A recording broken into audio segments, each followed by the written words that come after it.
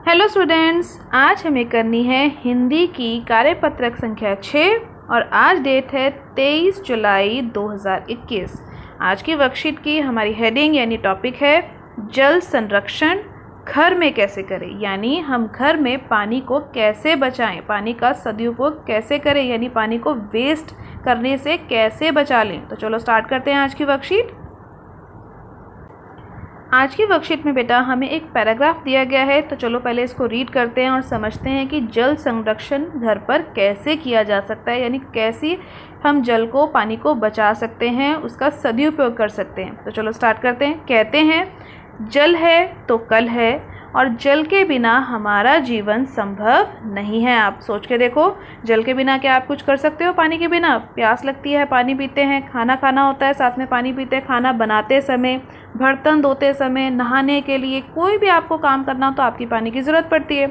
इसीलिए हमें अपने घर में खर्च होने वाले पानी का दुरुपयोग रोकना चाहिए। दुरुपयोग मतलब जो उपयोग सही से ना हो रहा हो, तथा रसोई में बर्तन धुलते समय या सब्जियों, फल इत्यादि को धुलने में प्रयोग हुए पानी को फिर से घर के छोटे बगीचे के पौधों में प्रयोग किया जा सकता है। यानी जब भी हम रसोई घर में यानी किचन में बर्तन धोते हैं, सब्जियां या फल धोते हैं, तो जो पानी हम उसमें इस्तेमाल करते हैं वह पानी हम दोबारा से इस्तेमाल कर सकते हैं। उसको वेस्ट में बहा नहीं देना चाहिए।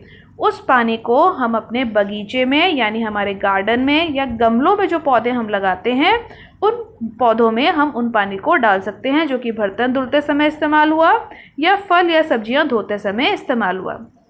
इसी के साथ देखो एक और इंटरेस्टिंग सा तरीका यहाँ हमें बताया गया है। एक अन्य तरीका यह भी है कि इस पानी का उपयोग यह हो सकता है कि बर्तन धोने के सिंक और वॉश बेसिन के पाइप का संपर्क शौचालय के फ्लश टैंक से कर दिया जाए, जिससे उस पानी का हम दोबारा प्रयोग कर सकते हैं। यानी कि जो पानी हम अपनी किचन में यूज़ कर रहे हैं, हम उसको इस तरीके से करें कि जो बर्तन धोने का सिंक है जहां हम बर्तन धो रहे हैं, या जो वॉश बेसिन है जहां पर हम अपने हाथ धो रहे हैं, उसका पाइप का कनेक्शन हम किसी तरीके से शौचालय के फ्लश टैंक के साथ अगर जोड़ दें, तो जो पानी वेस्ट जा रहा था नाली में, वो पानी उसमें ना जाके शौचालय में जाएगा, फ्लश टैंक में, और वो पानी फिर से इस्तेमाल किया जा सकेगा। तो है ना कितना इंटरेस्टिंग तरीका, जिससे हम अपने घर में छोटे छोटे चीज़ों से पानी बचा सकते हैं। तो आप मुझे आज कमेंट सेक्शन में ज़रूर बताना कि क्या इन दो तरीकों के अलावा भी आपके पास कोई तरीका है घर में पानी को संरक्षित करने का यानी बचाने का।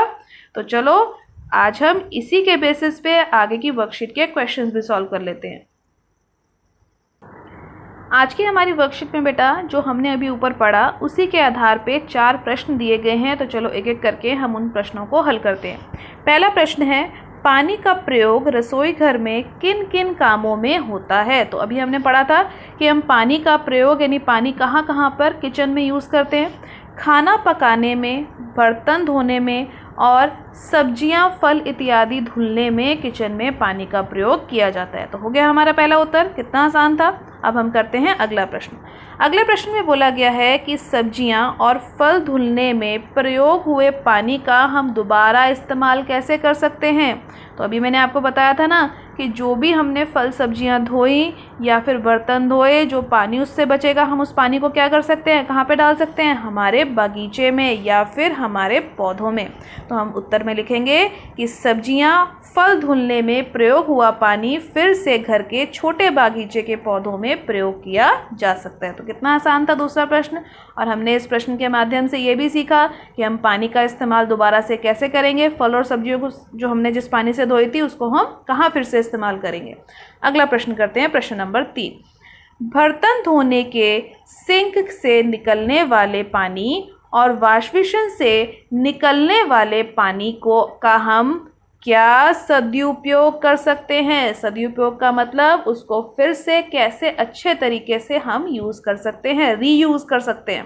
तो अभी हमने पढ़ा कि हम क्या कर सकते हैं, बर्तन धोने के सिंक और वॉश बेसिन के पाइप का संपर्क शौचालय के फ्लश टैंक से अगर कर दिया जाए तो हम उस पानी का फिर से प्रयोग कर सकते हैं, यानी उस पानी को वेस्ट करने से बचा सकते हैं, उसका दोबारा से प्रयोग कर सकते हैं।